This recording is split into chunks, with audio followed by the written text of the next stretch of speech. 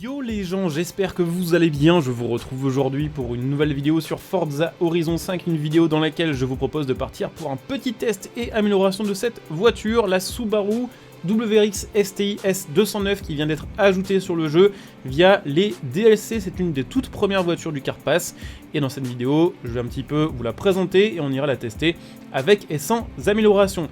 Petit rappel avant de commencer cette vidéo et de parler un petit peu de cette voiture là, pour tous ceux qui ont zappé un petit peu l'information, en ce moment il y a un concours, un gros concours en partenariat avec le site GameWave qui est organisé sur ma chaîne, qui vous permet de gagner 3 volants Thrustmaster T248, c'est quand même des volants qui valent aux alentours des 300 €.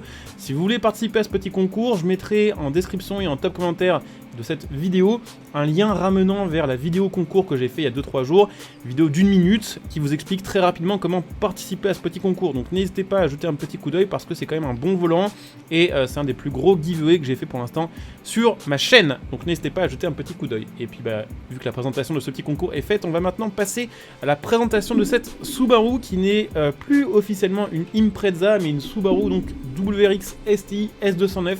S209 parce que, si je dis pas de bêtises, produite et vendue à 209 exemplaires, édition spéciale voilà, de la WRX STI classique, voiture qui est particulièrement chère je crois pour les Subaru, on est aux alentours des 70 000 € sans compter les malus, ça pique un petit peu, voiture qui est équipée du moteur 4 cylindres à plat 2,5 litres qui sort 341 chevaux, c'est une des Subaru les plus puissantes jamais produites de série.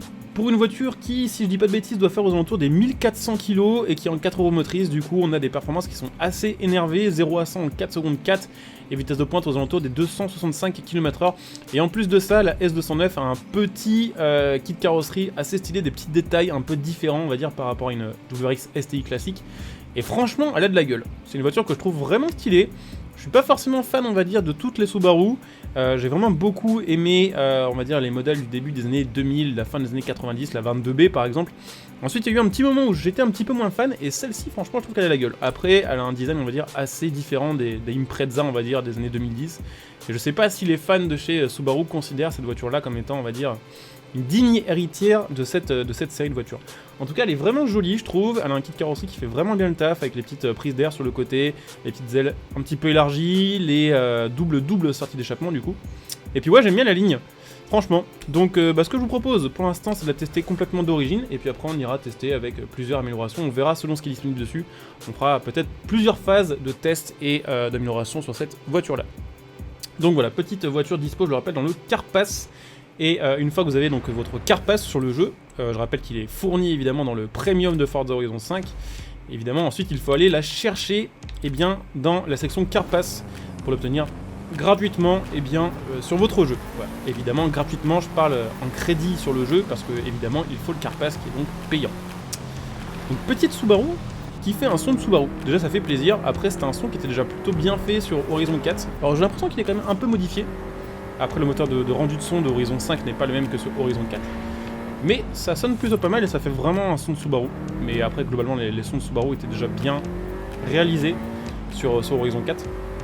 Effectivement, il y a une caisse qui a l'air d'être assez énervée, qui a l'air de souvirer un tout petit poil, mais moins que les Subaru que j'ai pu tester sur le jeu, on va dire d'ancienne génération de la Impreza. En fait, ce que j'aimais pas trop, on va dire, sur les Subaru...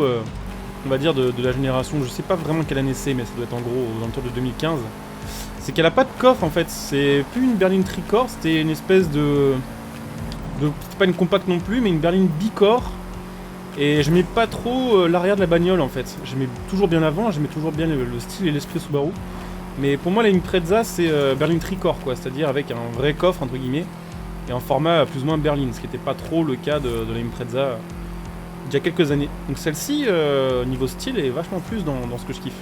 Et elle roule fort. On a une boîte 6, on vérifie, on n'a pas de 7ème. Ça doit être une full manuelle en vrai, classique. Donc 6 rapports, j'ai tapé une pointe à 240 km/h à peu près. Et elle envoie plutôt pas mal. Elle a pas l'air d'être trop asthmatique, elle a pas l'air de trop galérer à monter dans les tours. L'accélération se fait plutôt bien. Après on va tester aussi un peu le freinage évidemment, pour l'instant on n'a pas trop de test. La direction est plutôt cool même si elle souvient malheureusement, mais ça c'est un peu toutes les 4 roues motrices de Forza Horizon 5, faut toujours un petit peu les re-régler pour qu'elles soient vraiment OP. Et puis ouais, son très cool, Bonne accélération, plutôt bonne statistique, un véhicule qui va être je pense assez OP hein, pour faire du rival en rallye, même en course sur route. Peut-être course sur route plutôt en A, mais en rallye en B, je pense que celle-ci est une très très bonne voiture. Il y a moyen d'en faire quelque chose d'assez stylé. Après, évidemment, les goûts, les couleurs, si vous aimez pas du tout cette voiture, vous la trouvez moche, même si elle est rapide entre guillemets, vous aurez peut-être pas trop envie de la jouer. Donc voilà, perso, je trouve que c'est un bon début de Carpass, un peu moins fou que le début du Carpass d'Horizon 4 qui commençait direct avec la Agera RS. Mais je le rappelle, le Carpass d'Horizon 4 était une gigadouille, c'est-à-dire qu'ils nous ont complètement hameçonné avec la Agera RS en début de Carpass. Ça a motivé plein de gens à acheter l'Ultimate de Forza Horizon 4, à acheter le Carpass.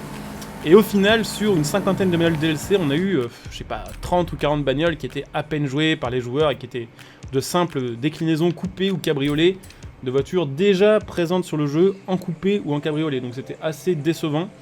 Et honnêtement, voilà, je préfère que le Carpass d'Horizon 5 soit peut-être, on va dire, un peu moins impressionnant à son démarrage, qu'on ait peut-être voilà, une caisse comme ça, une caisse sportive stylée, qui est peut-être moins hypante qu'une Agera RS à l'époque, mais qui est quand même assez hypante. Et qu'après on a un Carpass un peu plus strong, on va dire en moyenne. J'ai vu d'ailleurs que les Français allaient être assez contents, parce que la semaine prochaine, la voiture de Carpass, c'est la R8 Gordini. Et ça, il y en a plein qui vont kiffer, je pense, spécialement en France. Donc j'espère que voilà, les mois qui arriveront du Carpass seront globalement meilleurs que celui d'Horizon 4. Même si le départ est peut-être moins oufissime, globalement, après, ça peut être un peu plus stylé. Oh, on a un petit kit, waouh!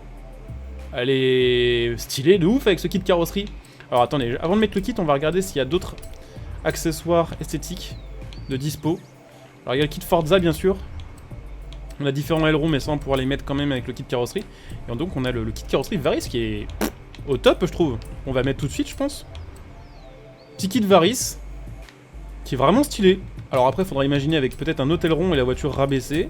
Alors il y a des swaps dispo, il y a le V8, il y a le Turbo Rally 2 litres, et il y a le moteur Flat 6 Porsche 4 litres qui est dispo cette voiture là.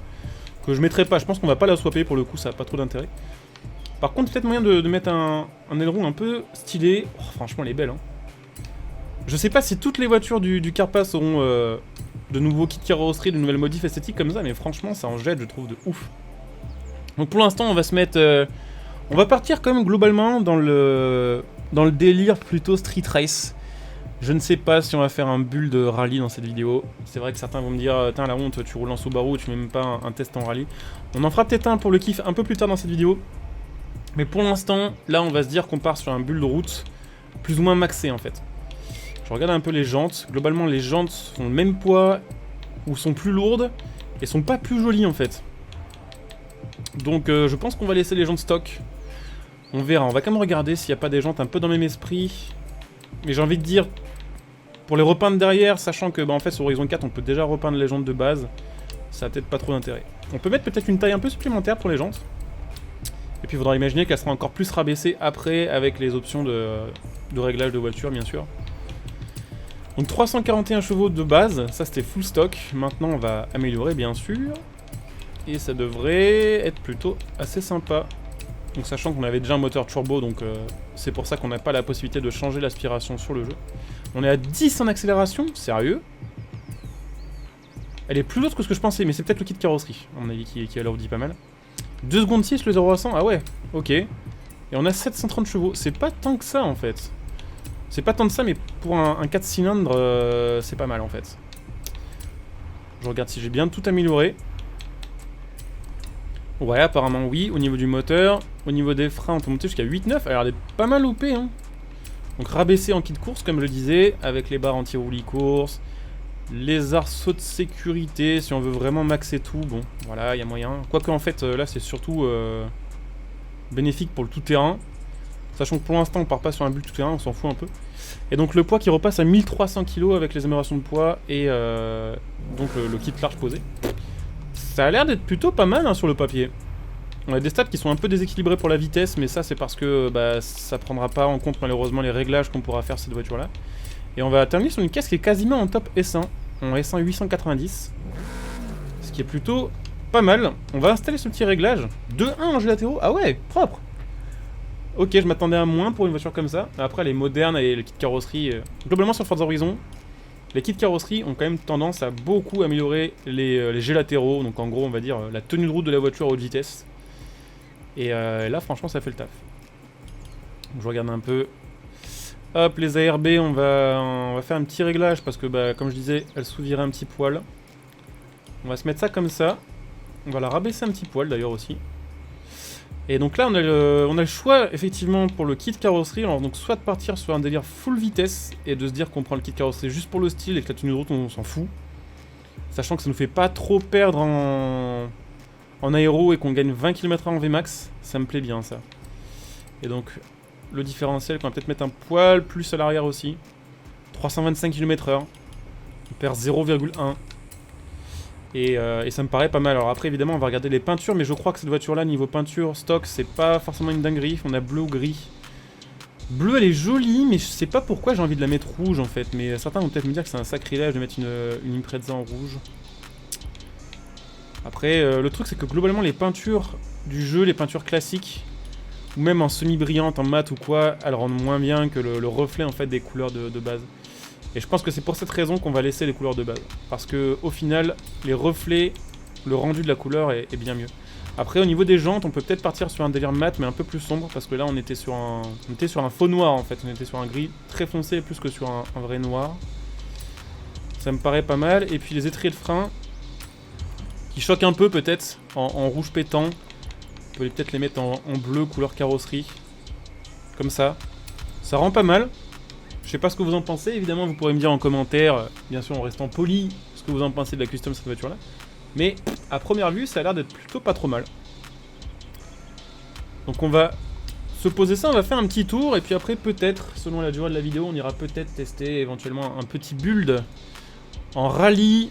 Voilà, parce que ça reste une caisse de rallye, mais je vous avoue que là comme ça, franchement en kit large avec les améliorations qu'on a mis, j'ai pas du tout envie de faire du rallye en fait, j'ai envie de rouler à 200 à l'heure dans Guanajuato. Pour le style qu'elle a, parce que là franchement, putain de style avec ce kit large. D'ailleurs on va peut-être aller vers Guanajuato, je sais pas. On va faire un petit peu d'autoroute aussi, on verra. On va faire un petit trajet, on aura un petit peu de route serrée à la fin, et comme ça on va pouvoir se faire aussi un petit test de VMAX. Le son qui est un petit peu différent aussi avec les améliorations. Ça c'est stylé hein, quand même sur Horizon 5, d'avoir fait ça.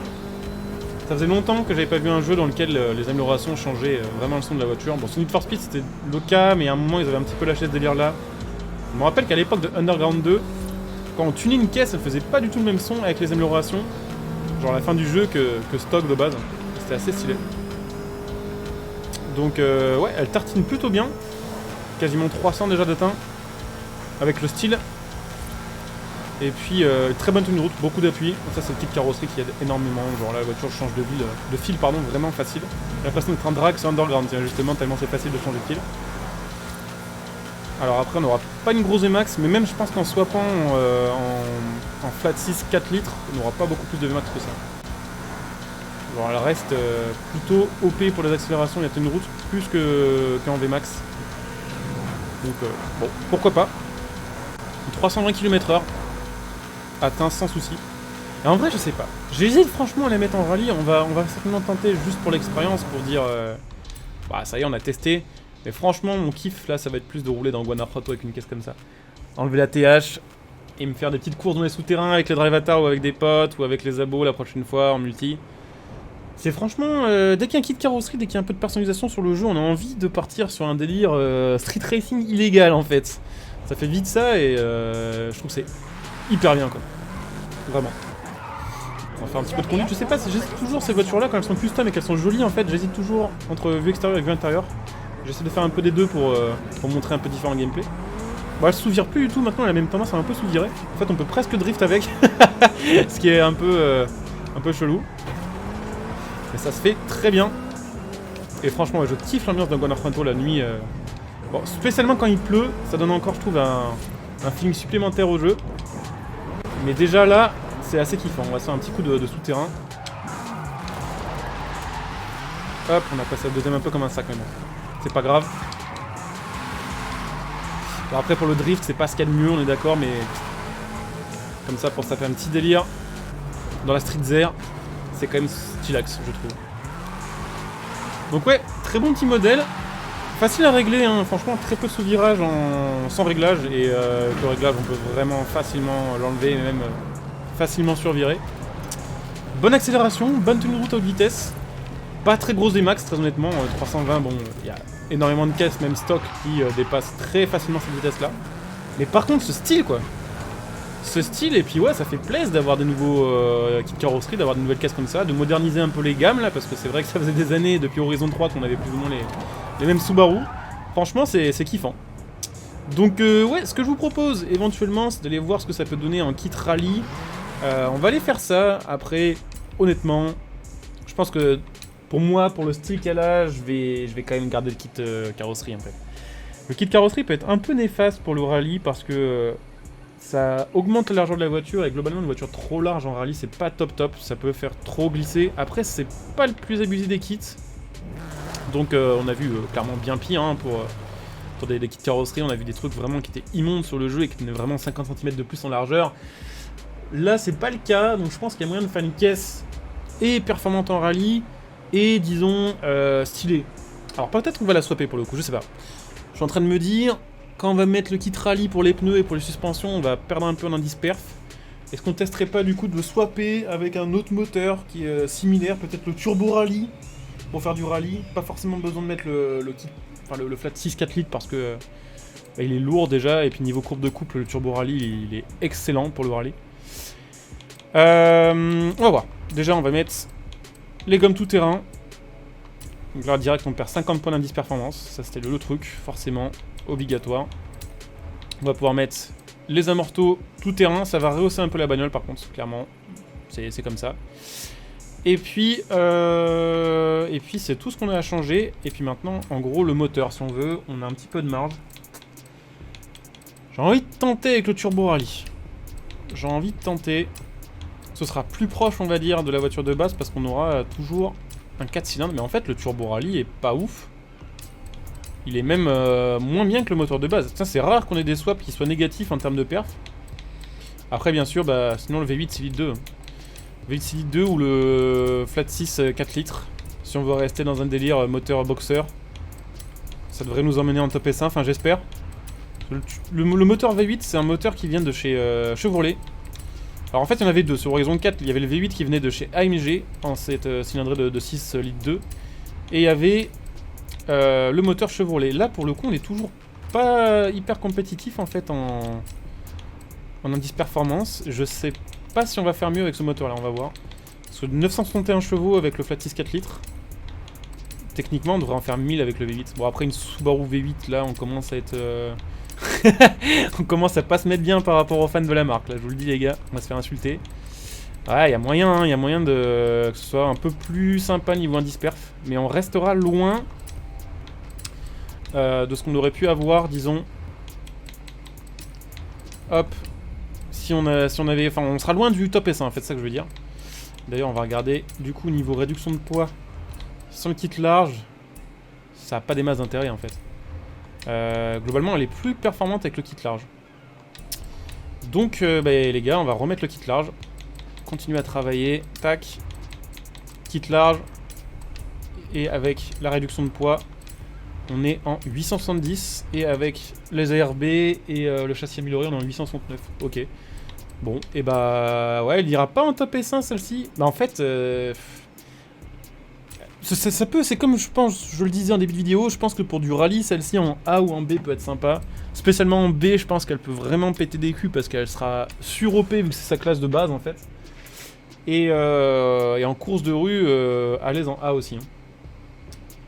Et puis rallye B ou A. Alors par contre le V8 là forcément, ça fait bizarre. Ça fait un peu chelou. D'ailleurs la boîte, on est comment là? On est sur une boîte hyper courte. Mais même avec un V8 qui fait 1000 chevaux, la VMAX c'est pas dingue. Hein. On aura 360 peut-être. 362 km/h. Et puis je suis pas sûr qu'on ait vraiment THE comportement au final. Avec ce genre d'amélioration. Pour moi, ouais, elle a vu comment c'est parti. Elle doit être sympa en A et en B en rallye. Et pareil en course. En S1, elle va pas jusqu'en top S1. Donc même s'il n'y a pas une grosse différence entre une caisse qui est en 890 et une caisse qui est en 900. Bah, clairement, sur le papier, c'est pas une grosse différence, mais en course, c'est littéralement plusieurs secondes sur chaque épreuve en fait. Donc, pour ça, mieux vaut peut-être la garder en A. Ça me fait bizarre d'entendre les V8 là-dessus. Mieux vaut peut-être la garder en A et, ou en B. Et améliorer voilà, un peu châssis, un peu de réduction de poids, petit kit de carrosserie et puis un petit peu de moteur pour la marche qui restera. Je pense que vous aurez un truc qui sera compétitif de ouf en fait, pour du rival ou juste pour jouer avec vos potes. En tout cas ça fait kiffer je trouve ce genre d'ajout parce que bah, nouveau kit de carrosserie, nouvelle voiture, et puis petit débit de carapace plutôt sympa quoi. En espérant évidemment que cette vidéo vous ait plu, bah tiens on croise une ancienne Subaru, quand elle avait encore justement un design super stylé je trouve. N'hésitez pas du coup si vous avez kiffé cette vidéo à laisser un petit like, à commenter, à partager, à vous abonner. Pensez au concours les gars, bien sûr, je vous le rappelle, 3 volants Thrustmaster T248 à gagner jusqu'au 24 novembre. Il y aura un tirage au sort fait par directement GameWave. Et puis ouais, pensez à venir sur Twitch aussi pour me follow. J'ai une chaîne Twitch sur laquelle je suis assez actif aussi au niveau de lag, donc n'hésitez pas à venir follow. Si vous avez Amazon Prime, n'hésitez pas à utiliser votre Twitch Prime sur ma chaîne Twitch, ça vous permettra de me soutenir gratuitement et ça vous fera profiter de plusieurs petits avantages, de plusieurs contreparties. Vous pouvez me retrouver sur Facebook, sur Twitter, spécialement sur Twitter puisque c'est là que le concours se passe et c'est là on va dire que je suis le plus actif au niveau des réseaux sociaux. Donc n'hésitez pas à venir sur mon Twitter, sur mon Facebook aussi bien sûr, mais voilà, plutôt sur Twitter. Vous pouvez bien sûr soutenir ma chaîne en utilisant mes liens de soutien pour faire vos achats sous cette vidéo. J'ai par exemple un lien Instant Gaming qui vous permettra de me soutenir gratuitement en faisant vos achats de jeux et vos cartes d'abonnement. Un lien Matériel.net pour ce qui va être plutôt achat de composants PC, de config PC, de périphériques et tout ce qui va avec. Et puis pour ceux qui souhaitent me soutenir sur le long terme, sachez qu'évidemment c'est faisable aussi en devenant un soutien de la chaîne via le bouton rejoindre sous cette vidéo. Et que là aussi selon le niveau on va dire que vous allez prendre de soutien, vous aurez plein de contreparties. Donc je coupe ici, je vous dis à très bientôt, bonjour à tous, ciao.